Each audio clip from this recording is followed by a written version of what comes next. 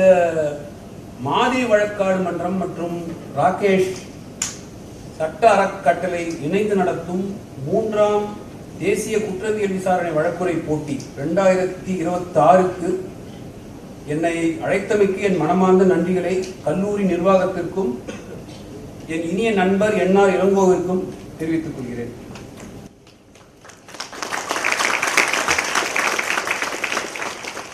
எதிர்கால வழக்கறிஞர்கள் தமிழில் தெளிவாகவும் தொழில்முறையாகவும் வாதிட தேவையான தகுதியை வளர்த்தெடுக்க இப்போட்டியினை நோக்கமாக எடுத்திருக்கும் இம்முயற்சியினை என் மனமாற பாராட்டுகிறேன். இப்போட்டியில் கலந்து கொண்ட அனைவருக்கும் மற்றும் வெற்றி அடைந்தவர்களுக்கும் என் நெஞ்சார்ந்த பாராட்டுக்கள். இந்த நிகழ்வு ஒவ்வொரு வருடமும் நடத்த வேண்டும் என்பது என் தாழ்மையான வேண்டுகோள். அதற்கான உத்தரவாதத்தினை மூத்த வழக்கறிஞர் என்ஆர் இளங்கோ ஏற்கனவே உங்களுக்கு கொடுத்திருக்கிறார்.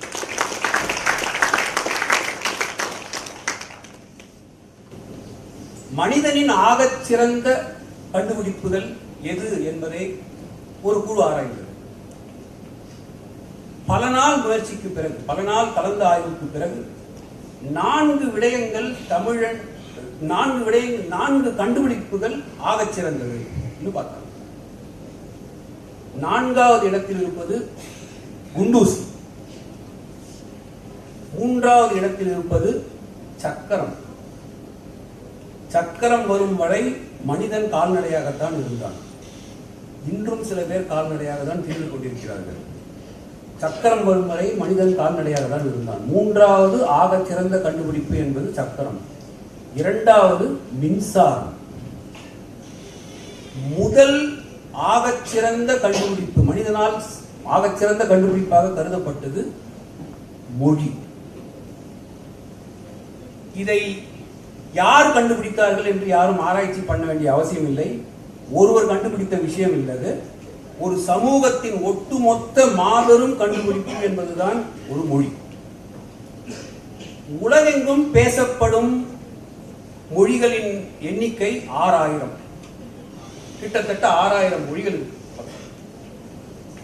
அதில் எழுத்துக்கள் கொண்ட, அந்த மொழிகளுக்கான எழுத்துக்களை கொண்ட மொழிகள் 200 தாண்டல். 6000 மொழிகளில் கிட்டத்தட்ட 5800 மொழிகளுக்கு எழுத்து வடிவம் கிடையாது. ஒரு 200 மொழிகளுக்கு தான் எழுத்து வடிவம் இருக்கிறது. அப்படின்னா என்ன அர்த்தம்னா, அந்த 5800 மொழிகளுக்குள்ள புத்தகங்களே கிடையாது. எழுத்து இல்லைன்னா புத்தகங்கள் இல்லை, கிடையாது. அந்த 200 மொழிகள்லையுமே ஒரு 120 130 மொழிகளுக்கு அவர்களது சொந்த எழுத்துக்கள் கிடையாது. அவர்கள் கடன் வாங்கியதுதான். பிரெஞ்சு மொழி மாதிரி, பிரெஞ்சு மொழி முழுக்க ஆங்கிலத்திலிருந்து கடன் வாங்கியதுதான். அவர்களுக்கு ஏற்றாற் போல் அந்த மொழியை பேசிக் கொள்கிறார்கள். அடுத்து 1000 ஆண்டுகளை கடந்த மொழிகள், 1000 ஆண்டுகளுக்கு மேலாக பேசப்படும் மொழிகள்னு பார்த்தா கிட்டத்தட்ட ஒரு 10 இருக்கலாம். இதுல ரொம்ப முக்கியமா நீங்க பார்க்க வேண்டியது, ஆங்கிலம் இன்னும் 1000 வருடங்களை கடக்குது.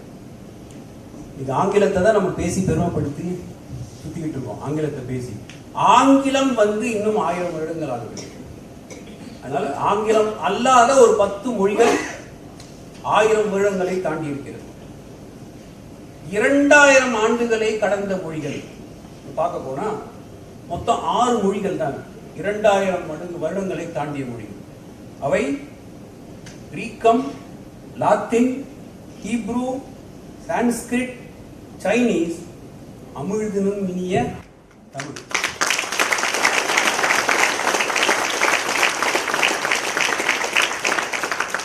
இந்த 6 மொழிகள்ல 4 மொழிகள் பேச்சு வழக்கில் இல்லை. ஷேக்ஸ்பியர் காலத்திலேயே 2 பேர் பேசிக்கொள்ளும் பொழுது அது புரியாத போது ஷேக்ஸ்பியர் எழுதும் பொழுதே எழுதுவான், இட் சவுண்ட்ஸ் கிரீக் என்று எழுதுவான். அதனால இன்னைக்கு நம்ம ஏதாவது ஒன்று புரியலன்னா we say it sounds like Greek and Latin. It sounds like Greek and Latin னா ஒண்ணுமே புரியலன்னா. So Greek, Latin, Hebrew இது 3 பேசப்படுவதில்லை. சமஸ்கிருதம் மனிதன் கடவுளிடம் பேசும் ஒரு மொழி. சாமியும் பேசிக்கிற ஒரு மொழி. அது நடைமுறையில் சமஸ்கிருதம் என்பது பேச்சு வழக்கில் இல்லை. அப்போ பேச்சு வழக்கில் 2000 ஆண்டுகளை கடந்து 2 மொழிகள் தான் இருக்கிறது. ஒன்று சீனம், மற்றொன்று தமிழ். அப்படித்தான் நினைச்சுக்கிட்டு இருந்தோம். கீழடி அகழ்வுல இப்ப என்ன உண்மை வெளியில வந்திருக்குன்னா 3500 ஆண்டுகளை தாண்டி நிற்கின்ற ஒரே மொழி தமிழ் மொழி.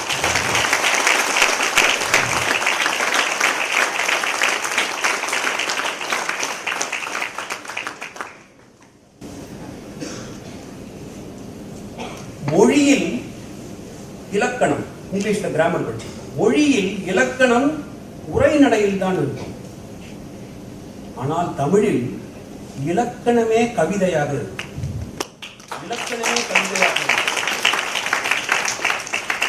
தமிழில் காதலுக்கு கூட இலக்கணம் உண்டு. தொல்காப்பியம் ஒரு காதலனும் காதலியும் அவர்களின் மெய்ப்பாடுகளை பற்றியே தனித்து பேசுகிறது. ஒரு சின்ன உதாரணம் சொல்றேன்.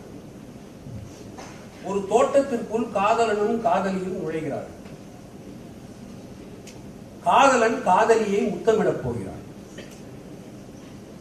காதலி சொல்கிறாள், இங்கே வேண்டாம், வேண்டாம்னு சொல்ல, இங்கே வேண்டாம் அப்படின்னு சொல்லி அந்த காதலி அந்த மரத்திலிருந்து பக்கத்தில் இருந்த மற்றொரு மரத்துக்கு அருகில் போய் நின்று கொள்கிறார். இந்த காதலன் அங்க போறான். அவன் அவசரப்பட்டு முத்தம் கொடுக்க போல. அந்த காதலன் போய் கேட்கிறான் அந்த காதலி கிட்ட, அது ஏன் அந்த மரத்துக்கு கீழே எனக்கு நீ முத்தம் கொடுக்க கூடாதுன்னு சொன்ன அப்படின்னு கேட்கிறான்.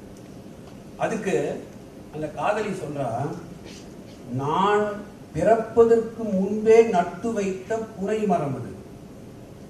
அந்த புனை மரத்தை என் தாய் வளர்த்து எனது வாழ்நாளில் அதற்கு தண்ணி ஊற்றி எனது தாய் தனது கடைசி மூச்சை விடும்போது என்னிடம் சொன்னது, அதை உன் மூத்த சகோதரி போல் நடத்து என்று சொன்னான்.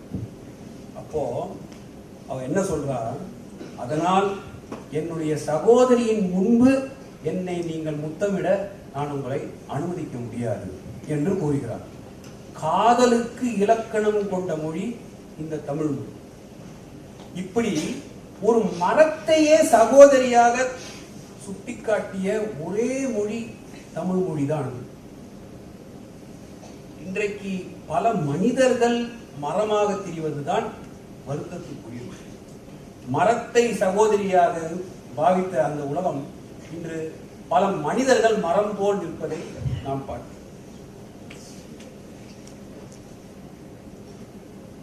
ஈரோடு தமிழன் மண்மூடு பெரிய கவிஞர் இருந்தார். அவர் சொல்லுவாரு, 4 கால்களில் நடந்த விலங்கு 2 கால்களால் நடக்க பழகிய போது மனிதனானது. மொழி பல்வேறு வரிகளில் வலம் வந்து கொண்டிருந்த போது, திருக்குறள் என்கிற 2 அடிகளில் நடந்த போது மனிதம் பெற்றது. இப்படி கவிஞர் ஈரோடு தமிழன்பன் சொல்வார்.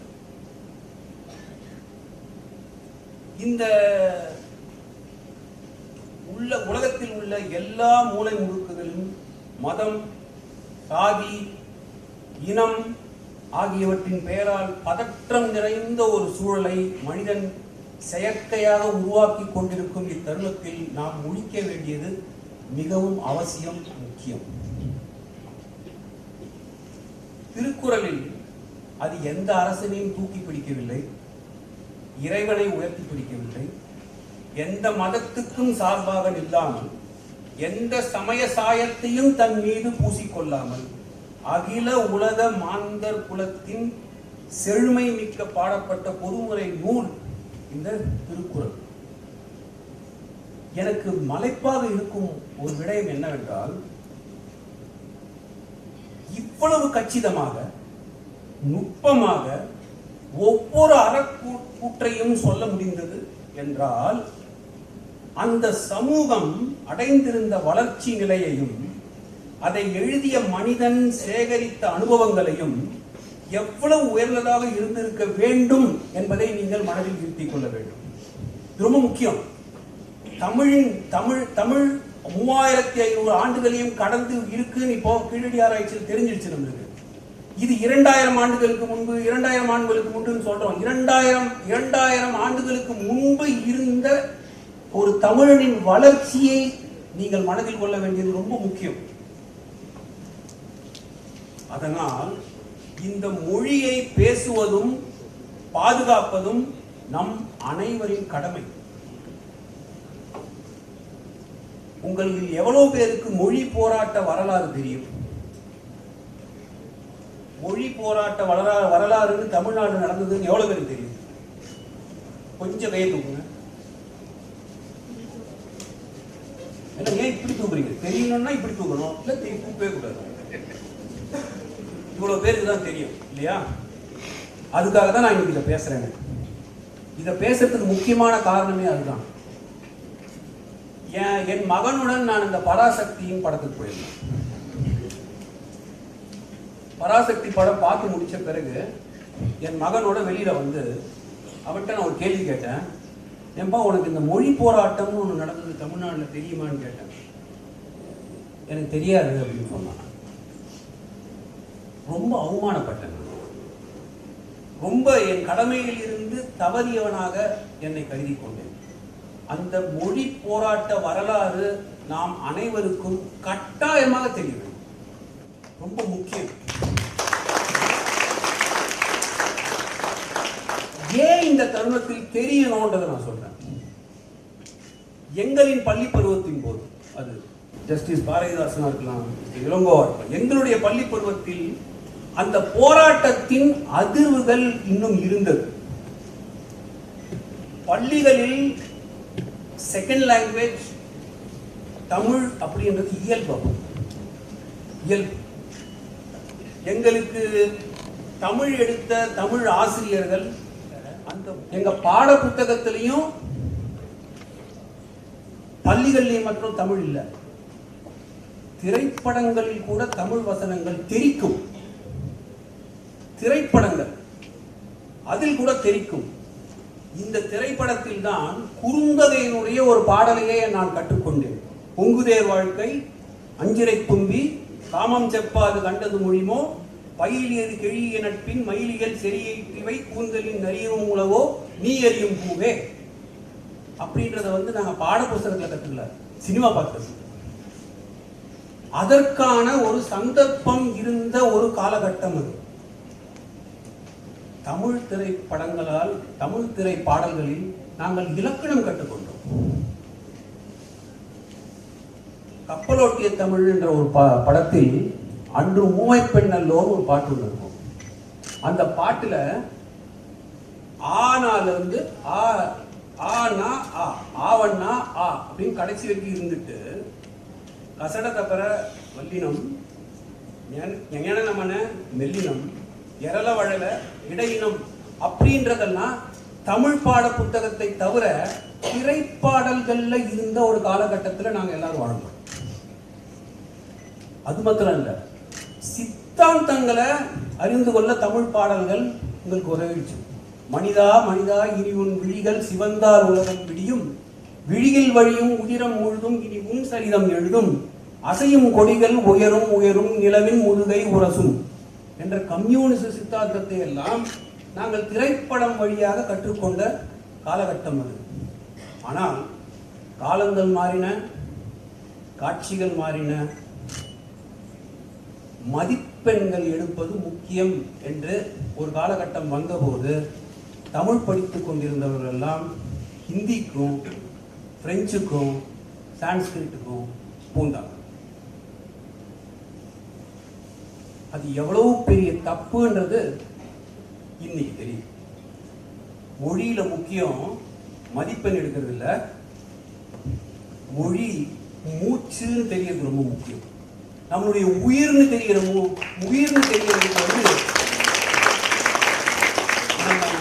வேணா கொடுக்க முடியாது. அது நம்முடைய மூச்சு, அதுதான் நம்மளுடைய ஐடென்டிட்டி. அதை விட நம்மளுக்கு மதிப்பெண் முக்கியமா போனதுனால பள்ளி பாட திட்டத்துல செகண்ட் லாங்குவேஜ் இடத்துல வேறு பல மொழிகள் ஆக்கிரமிக்க ஆரம்பிச்சிருச்சு.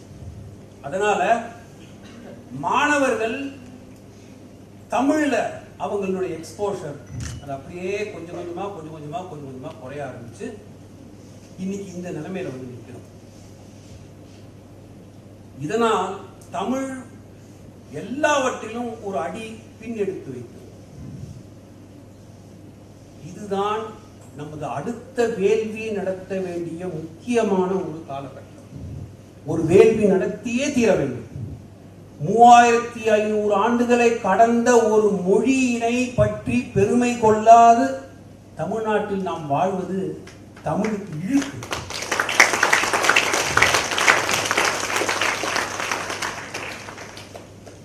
மூத்த வழக்கறிஞர் இளங்கோ சொன்னது போல ஆங்கிலம் தெரியாமல் தமிழ்நாட்டை தாண்ட முடியாது என்று எங்கள் எல்லோருக்கும் தெரியும். தமிழன் மற்ற மொழிகளை எதிர்க்கவும் இல்லை, மாறாக அவன் விரும்பி படிக்கவும் செய்கிறான்.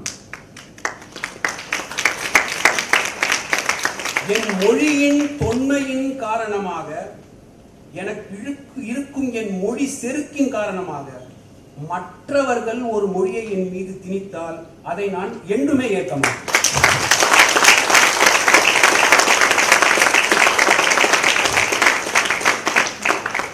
நான் தமிழன் என்று தலை நிமிர்ந்து சொல்.